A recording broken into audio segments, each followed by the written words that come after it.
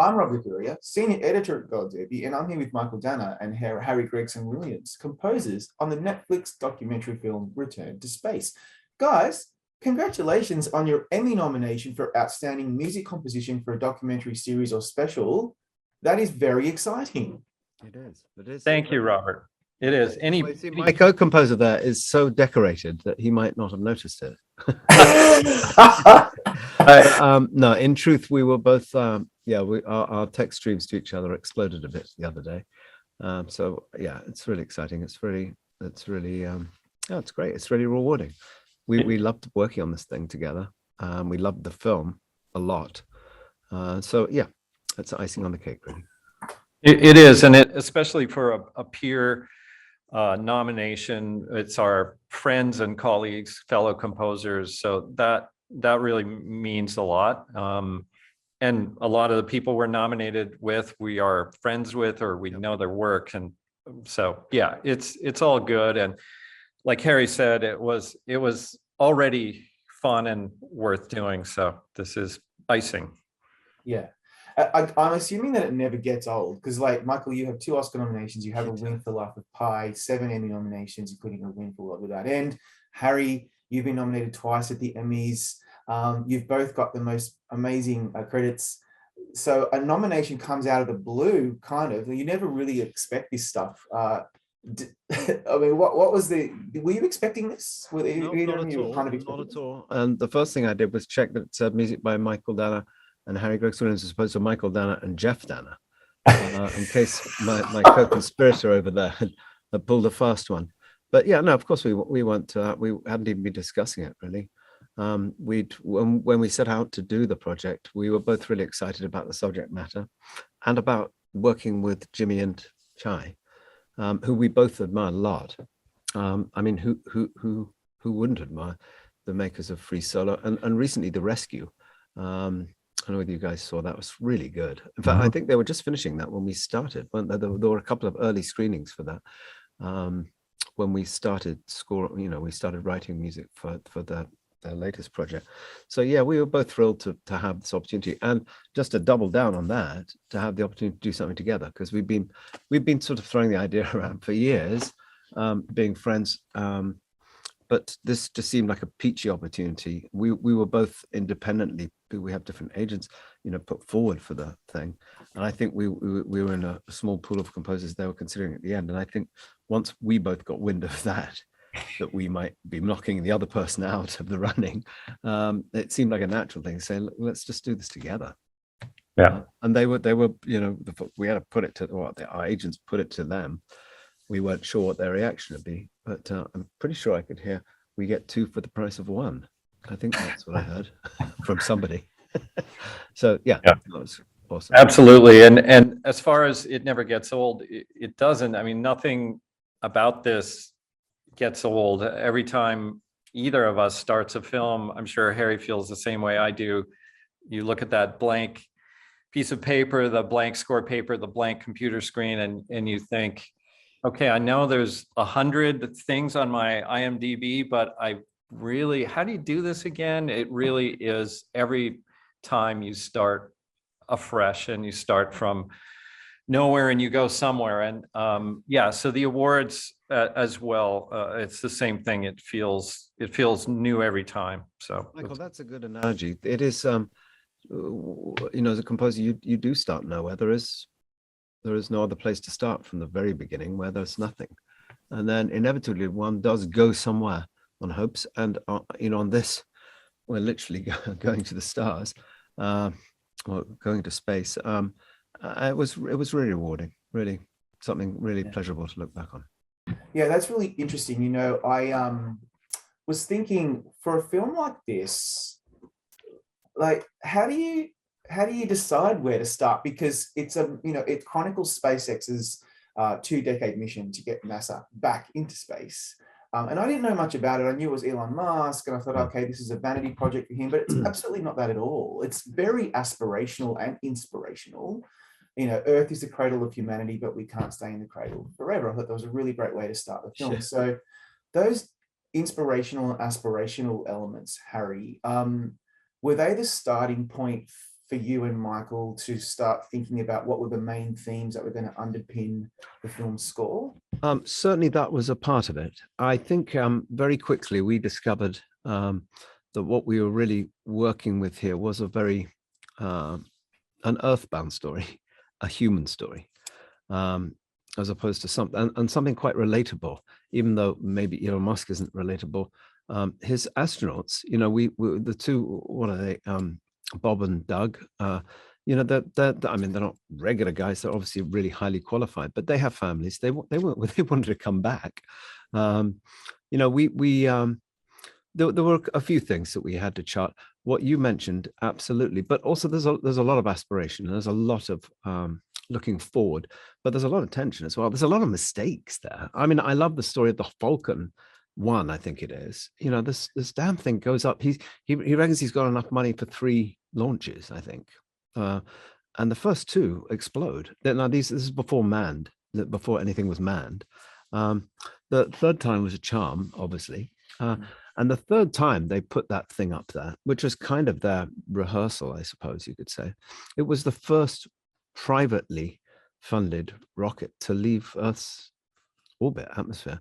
You know, it was a hell of an achievement, but there's a lot of tension involved in that. So I think we having spent most of my career dealing with tension, can't think why. You know, that was kind of like a red rag to a bull. To both of us, actually. But as I alluded to, essentially, you know, this is a human story and quite an emotional story of aspiration, but also you could say it's a family story, really.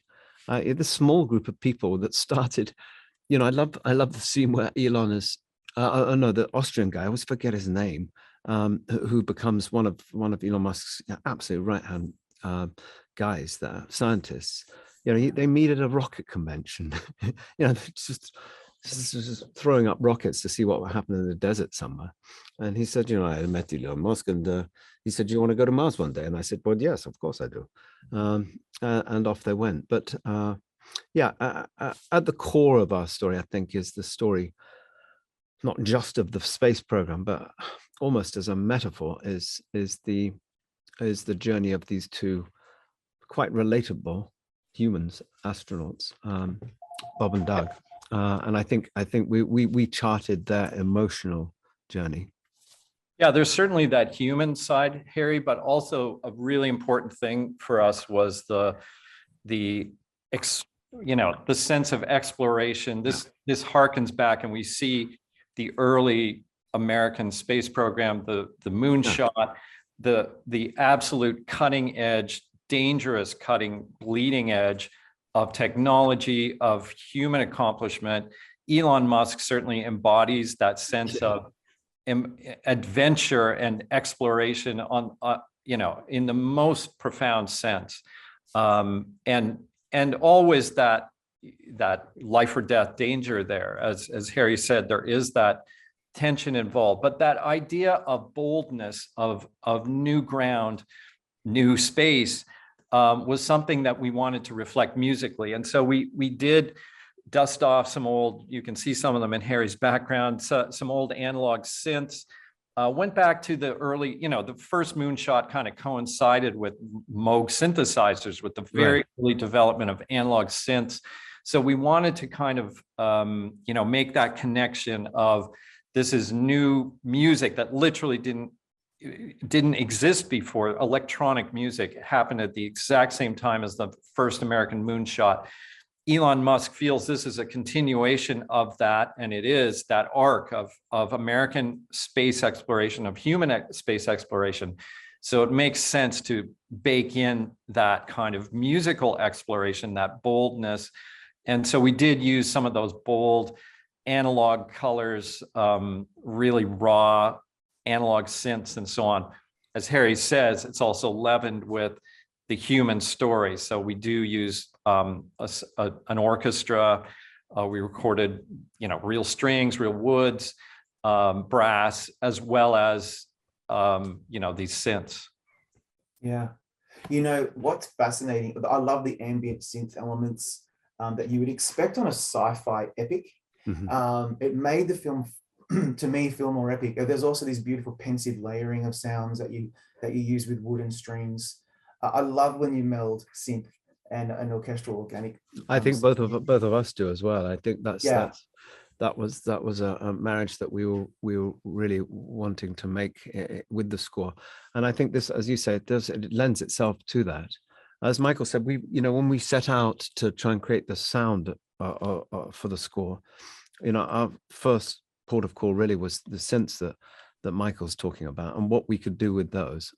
Because quite a part of the film is, as Michael said, teeing up what feels most current, which is his SpaceX program.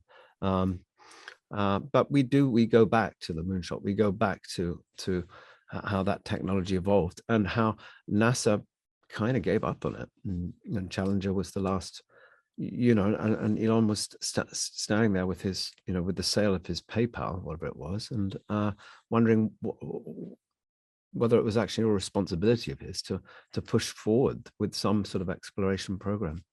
Yeah.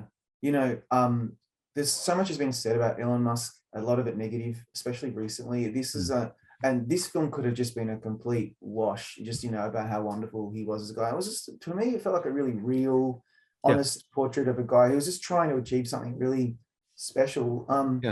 You know what I love about the score as well? There's a few elements actually that I want to quickly explore.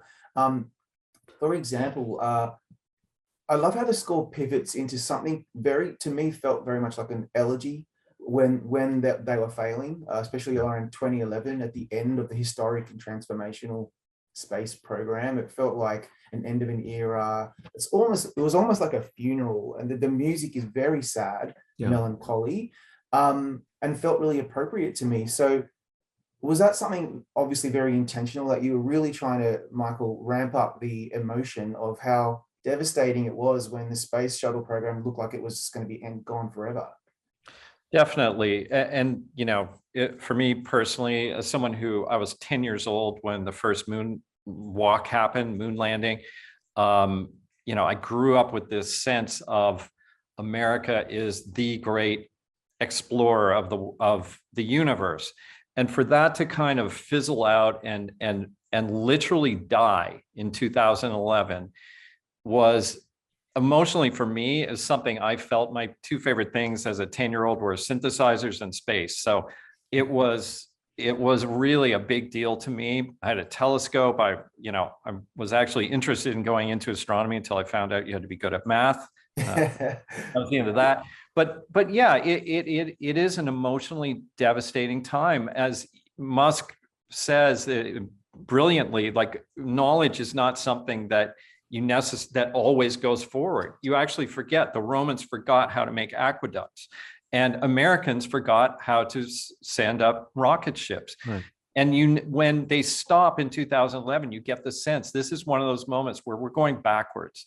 So yeah, it was really important to emotionally land that for what it was, which is the death of something epic. And and that's certainly where we use the string orchestra to powerful emotional effect. I mean, the one quote I can think of from the film, I'm sure I'll get it right because it stuck with me, which was quite poignant, was when asked, I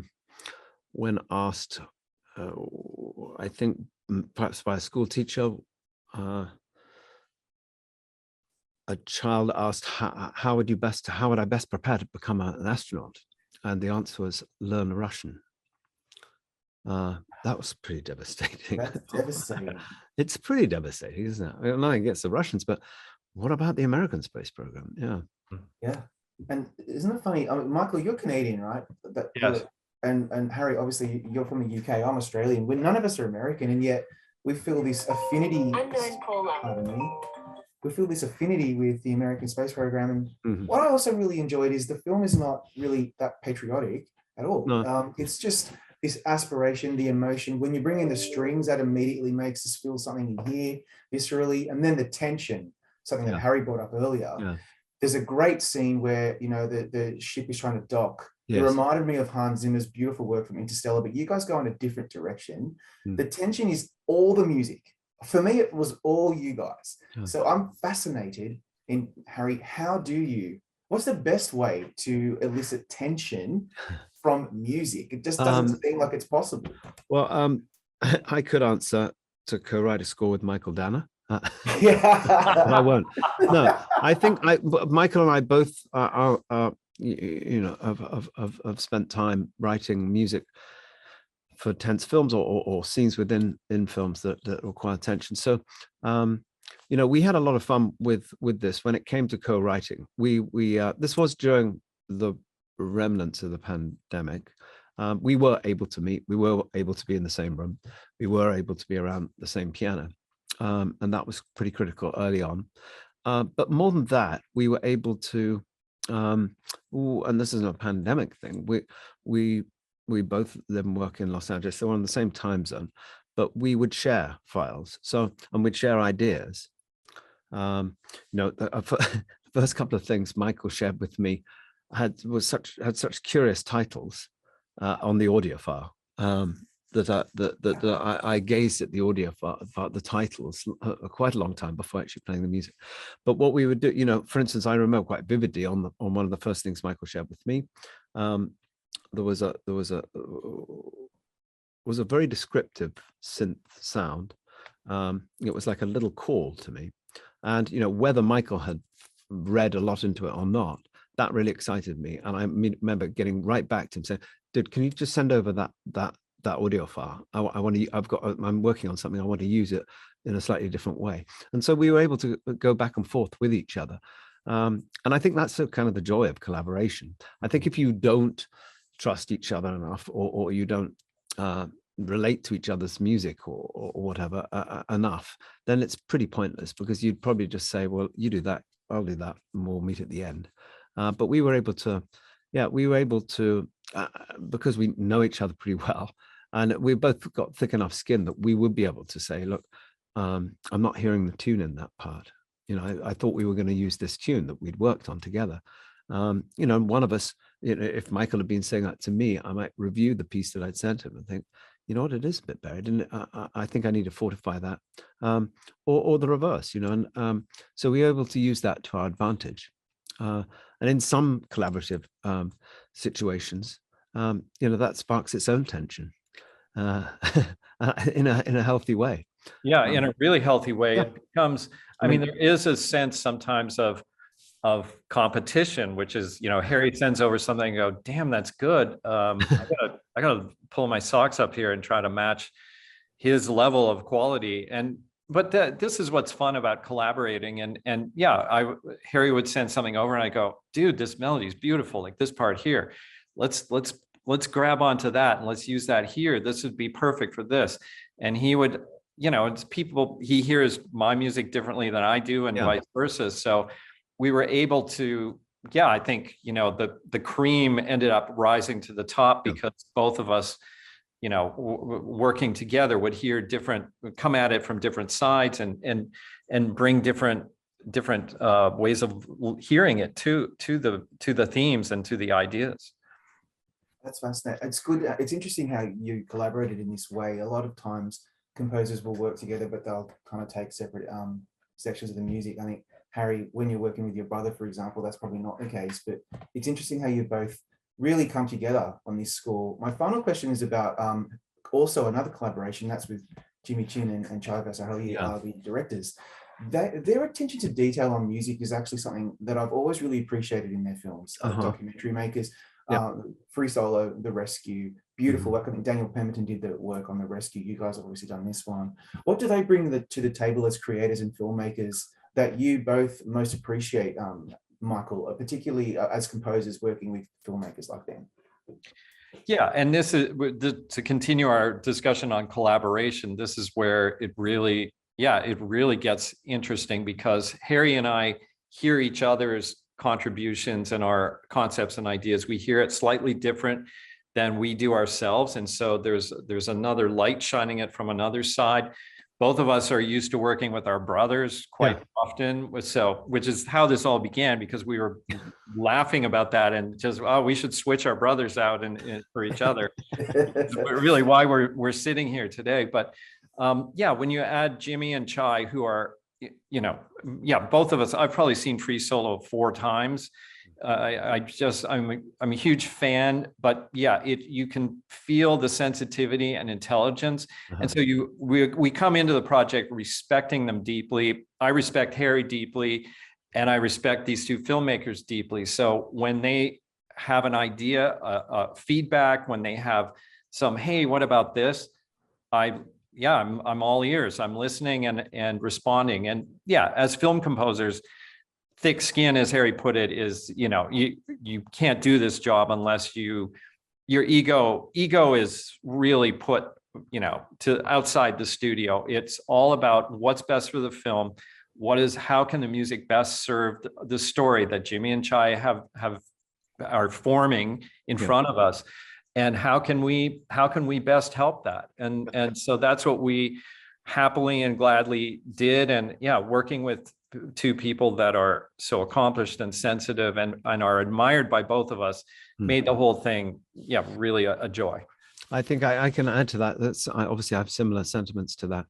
But one of the things that Jimmy and Chai did quite early on is that they trusted us, and that they, Chai was quite quick to say, look, I'm going to step aside and let you do, work away at this, and then share when you're ready, and not before. There was no sense of panic or rushing us into anything. We left enough time. We worked on this for quite a while together. So that was good. So, in some circumstances, one can find time is against you and you've got to rush, but not on this. I remember one occasion on a cue that Mike and I had chiseled away quite for quite a long time on, and felt pretty good at about. Something was slightly bothering me about the way that the narration was happening, and the way that music was falling. And I didn't feel inclined to change the music in order to make it fit like a glove with the narration. Rather, approach Shai and say, would you consider maybe somehow augmenting the space in here so that the music can really sing at this point? And I thought it was a bit of a risk. Yeah. Not really sort of thing I do with Ridley very often, let's put it that way. No. But Chai got back to me and said, look, it's funny you should say that, because since you and Michael have been chiseling away all this time, we've got so much for your music now, in the film, although we're not finished yet. She said, my instinct is always, as we hone in on this thing, is to take words out, throw words out, and let the music sing, and let the music help tell the story as efficiently as it can. Now, I don't remember whether in that exact spot she shuffled it back with the narration, but that attitude was something that we came across all the time, which was very open, and very open to the best way of doing things, which sometimes involved us making changes to suit the film, and sometimes they obliged. Yeah, I love it when a film allows the music to breathe, and in this film it really does. You both composed so much material for this film, and I recommend it to everyone watching this today. Please go ahead and download it and listen to it on your headphones. It's a really stunning piece of work. Congratulations to both of you. Thank you, and fingers crossed for the big night on Emmy night. Thank you, Thank you very much. Thanks so much.